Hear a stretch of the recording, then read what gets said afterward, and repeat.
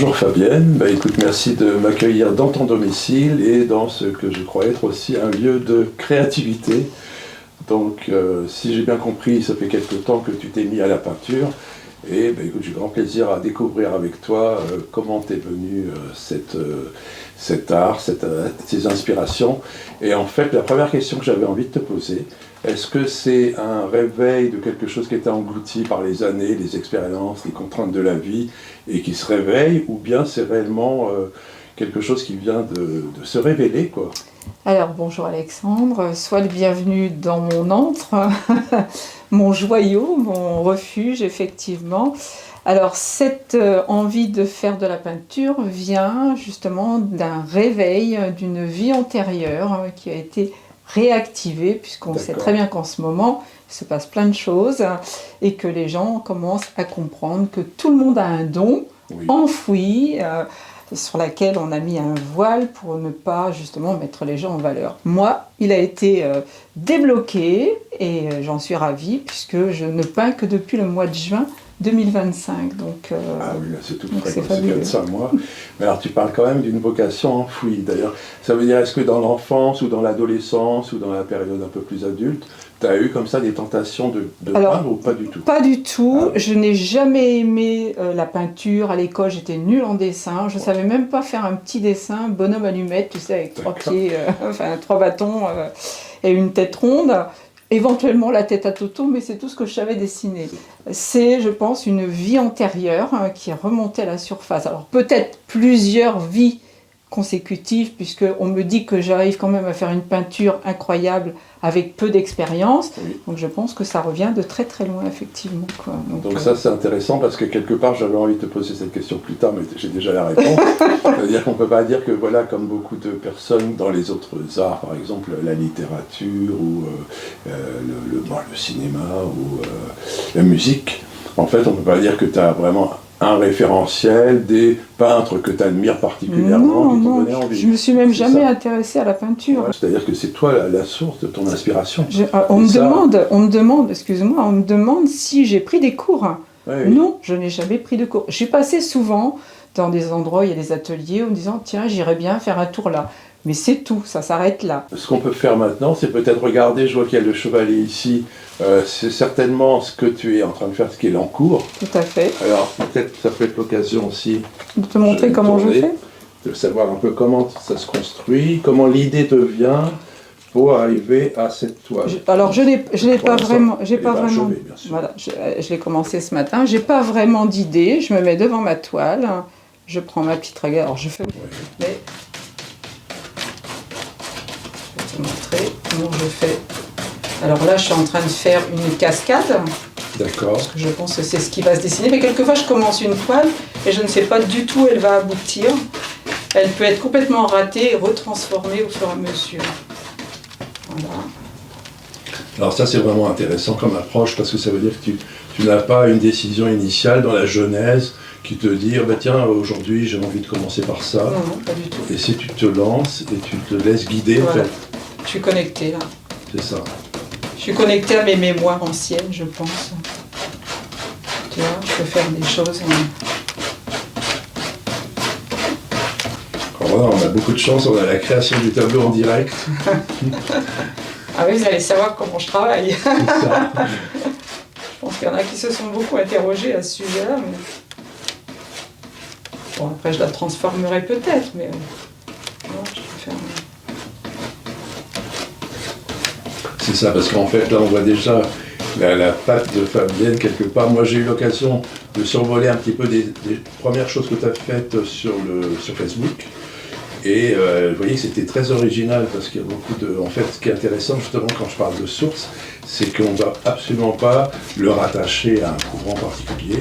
C'est du Fabienne. Voilà, c'est ma patte. Voilà, tu vois.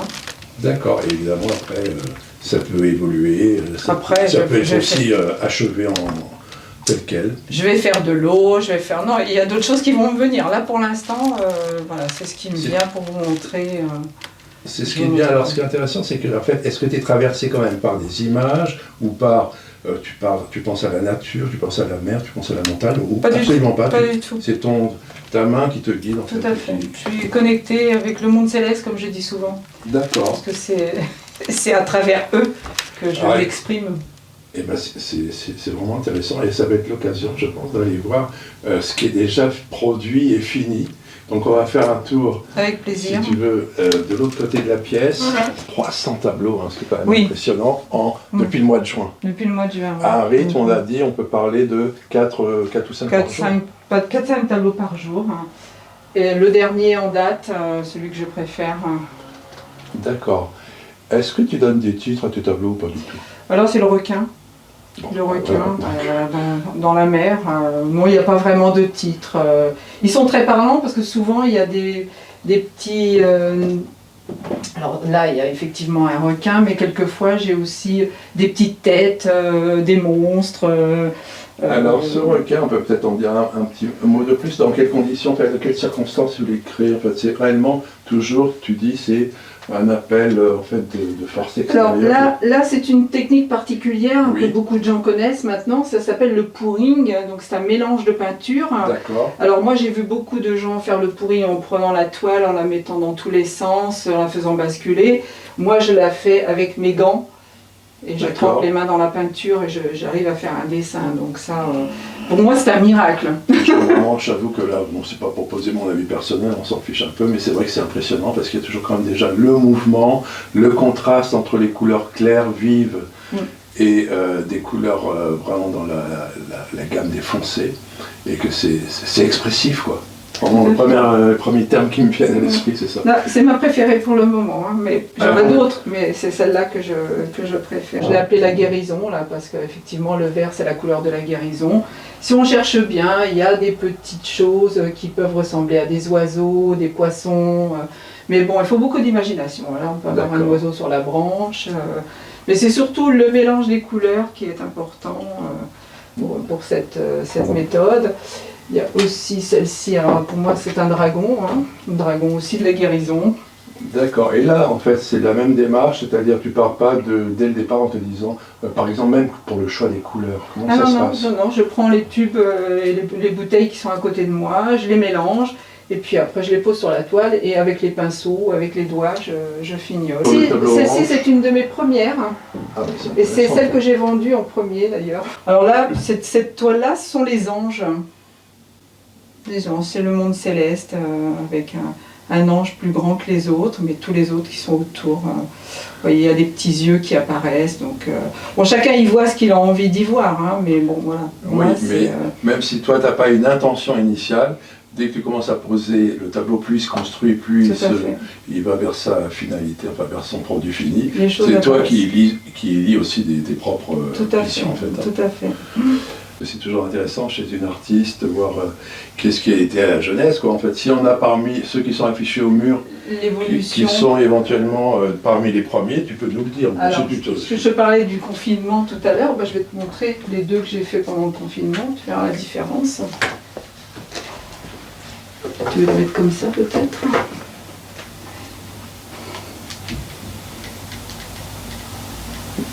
Voilà, alors qu'est-ce qu'on peut dire? Ça, c'est deux pendant la période du confinement. Pendant la période du confinement. Donc on peut dire en 2020-2021. Voilà. Mais bon, c'était vraiment pour faire comme tout le monde, puisque tout le monde se mettait à être créatif pendant cette période-là. Oui, c'était un peu pour purger pour éviter l'ennui. Tous les problèmes psychologiques induits par les circonstances, on va dire. Ici, on a une Felouque sur le Nil.